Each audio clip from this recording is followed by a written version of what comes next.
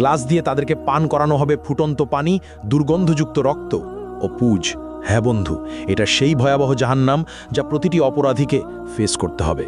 আসুন এই ভিডিওতে সেই জাহান্নামের শুরু থেকে শেষ পর্যন্ত গল্প শুনে আসি, যার প্রতিটি কথা কোরআন ও হাদিস থেকে নেওয়া, কিন্তু দৃশ্যগুলো আর্টিফিশিয়াল ইন্টেলিজেন্সের সূক্ষ্ম কল্পনা শক্তির তৈরি। ইসরাফিল আলাইহিসসালাম প্রথমবারের মতো একটা দীর্ঘ গভীর শ্বাস নিলেন, তারপর ঠোঁট ছুঁয়ে দিলেন শিঙায়। অতল গহ্বর থেকে উঠে এলো শিঙার শব্দ, ভয়াবহ হাড় কাঁপানো শব্দ। প্রথমে তাতে কেঁপে উঠল মক্কা আল মুকাররামা, তারপর সেই ঢেউ ছড়িয়ে পড়ল মদিনা আল মুনাওয়ারাতে, আবৃত করল মসজিদে নববীর প্রতিটি ইট, প্রতিটি স্তম্ভ। কাঁপল ইস্তাম্বুল, দুলে উঠল ঐতিহাসিক আয়া সোফিয়া। লন্ডনে থেমে গেল বিগ বেনের সময়। নিউ ইয়র্কের আকাশচম্বী দালানগুলো গর্জে উঠল ভয়ের কম্পনে। টোকিওতে যন্ত্রপাতি ছিন্ন ভিন্ন হয়ে পড়ল। একই মুহূর্তে গোটা পৃথিবীর প্রতিটি প্রান্তে ছড়িয়ে পড়ল সে বিকট শব্দ। আকাশের তারারা একে একে নিভে যেতে লাগল, সেই দীপ্তিমান সূর্য ডুবে গেল অদৃশ্য অন্ধকারে, আর চাঁদ ভেঙে টুকরো টুকরো হয়ে গেল আকাশের বুকে। মুহূর্তেই সমগ্র মহাবিশ্ব এক বিশাল কবরস্থানে রূপ নিল। নেমে এলো নীরব নিস্তব্ধতা। সবকিছু সম্পূর্ণ অন্ধকার, সবকিছু মৃত্যুকোলে ঢলে পড়েছে, সবকিছু আচ্ছাদিত হয়ে গেল, শুধু আল্লাহ অবশিষ্ট রইলেন। ঘোষণা আসলো, আজ কার জন্য রাজত্ব? কিন্তু কেউ উত্তর দিল না। কতক্ষণ স্থায়ী হলো এই ভয়াবহ নীরবতা? 40 বছর, নাকি 40 দিন, নাকি 40 ঘন্টা?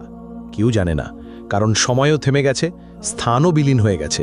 শুধু আল্লাহ জানেন এই অপেক্ষার দৈর্ঘ্য কত হবে।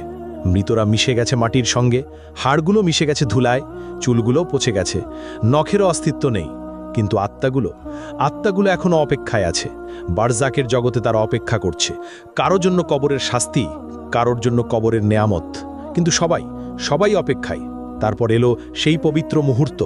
দ্বিতীয় আদেশ প্রতিধ্বনিত হলো, শিঙায় আবার ফু দাও ইসরাফিল। ফলে ইসরাফিল নিলেন দ্বিতীয়বার গভীর শ্বাস। কিন্তু এবার তা ভিন্ন, এবার তা জীবনের শ্বাস, এবার তা পুনরুত্থানের শ্বাস। ইসরাফিল দ্বিতীয়বারের মতো শিঙ্গায় ফু দিলেন।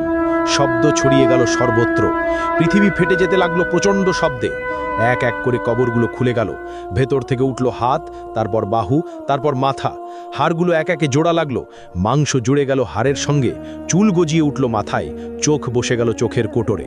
প্রতিটি মানুষ দাঁড়িয়ে গেল একে একে, ধুলো মাটিতে ঢাকা, অবাক, নগ্ন, ভীত আর কাঁপছে। তারা জিজ্ঞেস করল, কে আমাদের ঘুম থেকে জাগালো? তারপর তারা মনে করল সেই ভয়াবহ সত্য। তারা বলতে লাগলো, হায় আফসোস আমাদের, নবীগণ সত্য বলেছিলেন।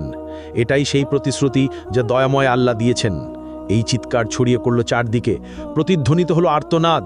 কিন্তু এখন অনেক দেরি হয়ে গেছে। ভয়ঙ্কর ভয় বিরাজ করছে সবখানে। তারা পালানোর জায়গা খুঁজছেন, কিন্তু নেই। তারা লুকানোর জায়গা খুঁজছেন, কিন্তু তাও নেই। তারপর দূর থেকে ভেসে আসছে কণ্ঠস্বর। ফেরেশতাগণ বললেন, লাইন ধরো, সবাই হাসরের ময়দানে যাও। এই আদেশ শুনে মানুষ যেন পালহারা ভেড়ার পাল টেনে নেওয়া হচ্ছে একে একে, দলবদ্ধভাবে। কাঁপতে কাঁপতে হাঁটছে, শ্বাস আটকে যাচ্ছে, হৃৎপিণ্ড দ্রুত কাঁপছে। তারা ফিসফিস করছে, ইয়া রাব্বি, ইয়া রাব্বি। কিন্তু এখন অনেক দেরি হয়ে গেছে। যখন সুযোগ ছিল দুনিয়ায়, তখন তারা নামাজ পড়েনি, তখন তারা আল্লাহকে মনে রাখেনি। এখন মনে পড়ছে, কিন্তু খুব দেরি হয়ে গেছে। এদিকে হাসরের ময়দান পৃথিবীর মতো বিস্তৃত, বরং আরও প্রশস্ত। কোটি কোটি মানুষ, অসংখ্য প্রাণ একত্রে, আদম আলাইহিস সালাম থেকে শেষ নবজাতক পর্যন্ত সবাই এখানে উপস্থিত। অসংখ্য ভিড়, শ্বাস নেবার জায়গা নেই, চলাফেরার জায়গা নেই। মানুষ ভয়ে একে অপরকে চেপে ধরছে। সূর্যকে কাছে আনা হয়েছে, ঠিক মাথার উপরে, শুধু 1 মাইল দূরে। কি অসহ্য তাপ! শরীর থেকে ঘাম ঝরছে অবিরত। কেউ তাদের গোড়ালি পর্যন্ত ঘামে ডুবে আছে, এরা সামান্য পাপী। কেউ হাঁটু পর্যন্ত ডুবে আছে, এরা মাঝারি পাপী। কেউ কোমর পর্যন্ত ডুবে আছে, এরা অনেক পাপী। কেউ গলা পর্যন্ত ডুবে আছে, এরা মারাত্মক পাপী। কেউ ঘামের মধ্যে মুখ নাক ঢেকে আছে, এরা সবচেয়ে ভয়ঙ্কর পাপী। তারা ঘামে ডুবে যাচ্ছে, কিন্তু মরতে পারছে না, কারণ মৃত্যু আর নেই। এই শাস্তির মধ্যেই সময় অতিবাহিত হচ্ছে। বছরের পর বছর কেটে যাচ্ছে, তবুও তারা দাঁড়িয়ে হাসরের ময়দানে। 1000 বছর গেল, 2000 বছর গেল, 3000 গেল, 5000 গেল, 10,000 গেল, এইভাবে 50,000 বছর চলে গেল। তবুও তারা অপেক্ষায়, তারা কাঁদছে, ইয়া রাব্বি, ইয়া রাব্বি, আমাদের বিচার শুরু করো না এখনই। এই অপেক্ষা শাস্তির চেয়েও কঠিন। আমাদেরকে জাহান্নামে নিক্ষেপ করো, কিন্তু তবু এই অপেক্ষা শেষ করো, আমরা আর পারছি না। কিন্তু আল্লাহ, যিনি ন্যায় বিচারক, তাদেরকে অপেক্ষায় রাখলেন, কারণ দুনিয়ায় তারা তার আদেশকে অপেক্ষায় রেখেছিল। তারা সালাত বিলম্ব করেছিল, তারা তওবা পিছিয়ে দিয়েছিল, আর আজ তারাই অপেক্ষায়। এমন সময় জাহান্নামের আগমন।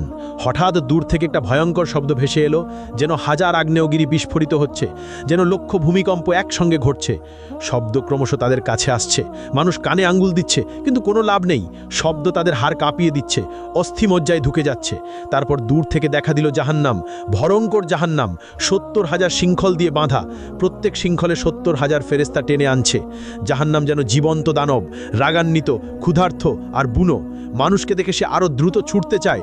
শৃঙ্খল টেনে ধরে আছে ফেরেস্তারা অত্যন্ত কষ্টে। জাহান্নাম গর্জে উঠছে, সে মানুষকে কেতে চায়। যখন হাসরের মাঠের দিকে আসে, তার ক্রোধ আর ধরে রাখা যায় না। হঠাৎ ভেতর থেকে বের হলো এক বিশাল অগ্নিপিণ্ড, একটি মোটো পাহাড়ের মতো আকারের, জ্বলন্ত, দাউ দাউ করা আগুন। বিদ্যুতের গতিতে হাসরের মাঠের দিকে ছুটে এলো।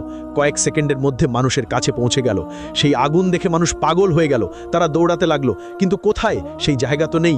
যেদিকে দৌড়াচ্ছে আগুন ওখানেই, যেদিকে তাকাচ্ছে আগুন সেখানেই। তারা লুকিয়ে যাবার জায়গা খুঁজছেন, নিজেদের মাটিতে ছুঁড়ে ফেলছেন, কিন্তু আগুন থেমে নেই, এগিয়ে আসছেই অবিরত। মাত্র কয়েক সেকেন্ড বাকি, এর মধ্যেই এটি পুড়িয়ে ফেলবে সমগ্র হাসরের ময়দান। কোটি কোটি মানুষ ছাই হয়ে যাবে। কিন্তু সেই শেষ মুহূর্তে আসমান থেকে নূরের ঝলক নিয়ে আসবেন জিব্রাইল আলাইহিসসালাম। তার হাতে একটি ছোট পাত্র, ভেতরে স্বচ্ছ এক তরল পানি। তিনি সেই তরল ঢেলে দিলেন সেই বিশাল অগ্নিখণ্ডের ওপর। সঙ্গে সঙ্গে উঠল ঘন বাষ্প। আগুন তাৎক্ষণিক নিভে গেল, ফলে বরফ শীতল এক পাথরে পরিণত হল।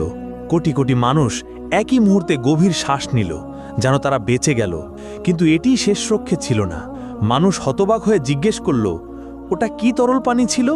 কিভাবে এত ভীতিকর আগুন নিভে গেল? তখন জিব্রাইল আলাইহিসসালাম বললেন, ওটা ছিল তোমাদের চোখের জল। দুনিয়ায় যে চোখের জল তোমরা ফেলেছিলে, রাতের বেলায় সালাতে কাঁদতে কাঁদতে, আল্লাহর ভয়ে, তার ভালোবাসায়, নিজের গুনাহের অনুশোচনায়, কুরআন পড়তে গিয়ে, আজান শুনতে গিয়ে, মায়ের বাবার জন্য দোয়া করতে গিয়ে, এটা সেই পবিত্র অশ্রু। এগুলোই এই আগুন নিভিয়েছে, তোমাদেরকে রক্ষা করেছে, কিন্তু তা কেবল অল্প সময়ের জন্য। তখন মুমিনরা আনন্দে কেঁদে বলল, আলহামদুলিল্লাহ, আলহামদুলিল্লাহ। আর কাফেররা ভয়ে কাঁপবে আরও বেশি, কারণ তাদের কোনো অশ্রু নেই, ফলে তাদের রক্ষাকারীও নেই। অতপর